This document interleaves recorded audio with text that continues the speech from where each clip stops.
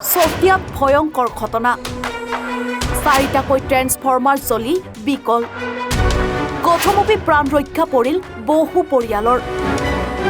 চতিয়াৰ জয়সিদ্ধি অঞ্চলৰ মনাপুৰ গণেশপুৰ জাপিপুখুৰী আৰু নগাঁও গাঁৱকে ধৰি গাঁওসমূহত কালি সন্ধিয়া সংঘটিত হয় এক ভয়ংকৰ দুৰ্ঘটনা যাৰ ফলত চাৰিখনকৈ গাঁৱৰ লোকসকলৰ কথমপি প্ৰাণ ৰক্ষা পৰে 4 লাখ ভোল্টৰ উচ্চ ক্ষমতা সম্পূৰ্ণ বিদ্যুৎ পৰিবাহী তথা বৰলাইনত তাৰ ছিঙি তলত থকা 220 আৰু 440 ভোল্টৰ তাৰত উলমি যোৱাৰ ফলত ওচৰে পাজৰে থকা চাৰিটাকৈ ট্ৰেন্সফৰ্মাৰ জ্বলি বিকল হৈ পৰাৰ লগতে বিদ্যুতৰ সংযোগ থকা পৰিয়ালৰ গৃহসমূহৰ ইনভাৰ্টাৰ ঘৰুৱা মিটাৰ ফ্ৰিজ টিভি আৰু পানী উঠোৱা মটৰকে ধৰি বিদ্যুৎ সংযোগ থকা অন্যান্য সামগ্ৰীসমূহ শ্বৰ্ট চাৰ্কিটৰ ফলত জ্বলি নষ্ট হৈ যায় ইয়াৰ উপৰিও বৰলাইনত তাৰ ছিঙি টুকুৰা টুকুৰ হৈ গাঁওসমূহৰ ক্ষুদ্ৰ চাহ খেতি মাকৈ খেতি কলগছ আনকি পুখুৰীৰ মাছ পৰ্যন্ত মৰি যায় ইতিমধ্যে পাৱাৰ গ্ৰিডৰ বিষয়া কৰ্মচাৰীয়ে আজি ঘটনাস্থলী পৰিদৰ্শন কৰি বৰলাইনৰ অন্তত পৰি থকা তাৰৰ মেৰামতিৰ কাম আৰম্ভ কৰিছে আৰু বিয়লি 5-6 মান বজাত ৰাইজৰ ক্ষয়ক্ষতি হোৱা সম্পত্তিৰ হিচাপ লোৱাৰ উদ্দেশ্যে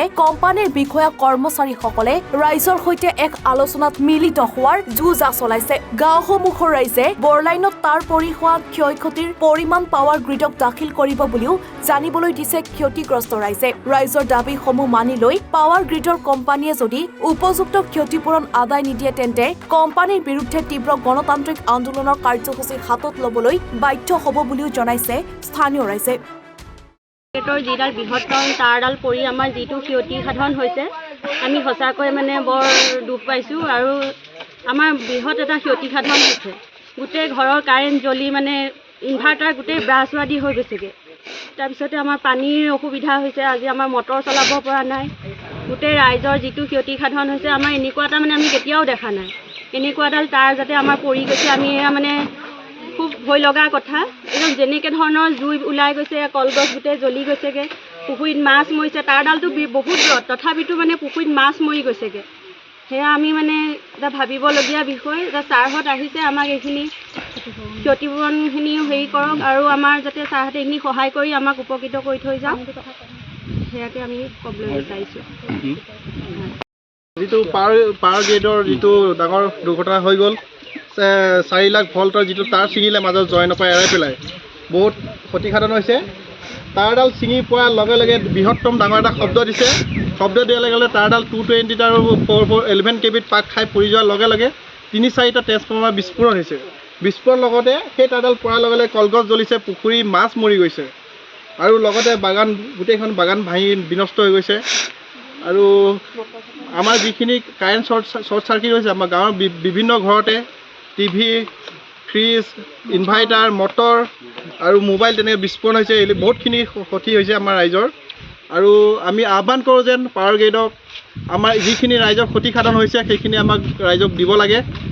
আৰু আশা কৰোঁ ভৱিষ্যতে এনেকুৱা যে ডাঙৰ দুৰ্ঘটনা নহওক আমাৰ এই অঞ্চলত কালি ভাগ্য ভাল আছিলে কালি কাৰো একো ক্ষতি নহ'লে ক্ষতি হয় ডাঙৰ বহুত আমাৰ এটা বহুত ক্ষতি হ'ল হয় কালি যদি ভালকৈ হোৱা হয় কিন্তু আৰু তেওঁলোকো মাজে মাজে আহি ছাৰ্ভিচ কৰি থাকিব লাগে প্ৰায় আগতে 2-3 দিনমান দেখিছোঁ অহা তাৰপিছত বহুত দিন ধৰি এইফালে অহা নাই তেওঁলোকে যি ছাৰ্ভিচ কৰে সেইবিলাক ভালদৰে প্ৰতিদিনে কৰি থাকিব লাগে সেইটোৱে মই আহ্বান জনাওঁ আৰু ভৱিষ্যতে কিমান খৰচ হ'ব কিমান ঘৰৰ এতিয়া আমাৰ অনুমানি এতিয়া আপোনাৰ আমাৰ এই গণেশপুৰ গাঁও মনাপুৰ গাঁৱৰ বহুতখিনি এতিয়া ক্ষতি হৈছে এতিয়া চাব গ'লে এটা ইনভাৰ্টাৰ কিমান দাম আৰু আপোনাৰ মিনিমাম 20-25 হাজাৰ টকা ওপৰ ল'ব এটা ফ্ৰিজ টিভি মোবাইল তেনেধৰণৰ ফ্ৰিজ আমাৰ শ্বৰ্ট চাৰ্কিট হৈ পেলাই জ্বলি গৈছে এনে পাৱাৰ গ্ৰিডে কি কৈছে কিবা পাৱাৰ গ্ৰিডে কৈছে যে বৰ্তমানলৈকে আমাক কৈছে আমাৰ সেই কামটো কৰি ল'ম বোলে কৰি লোৱাৰ পিছত এতিয়া 5:30 বজাত আমি আলোচনা কৰিম বুলি কৈছে বৰ্তমান ৰাজহুৱা হিচাপে আমি কৈছে ইঞ্জিনিয়াৰ কেইজন আহিছে ডাঙৰ অফিচাৰ কেইজনমান আহিছে আহিবিলাক কৈছে যে 5:30 বজামানত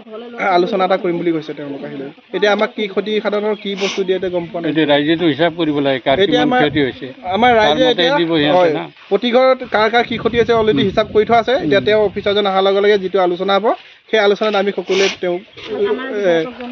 জনোৱা হ'ব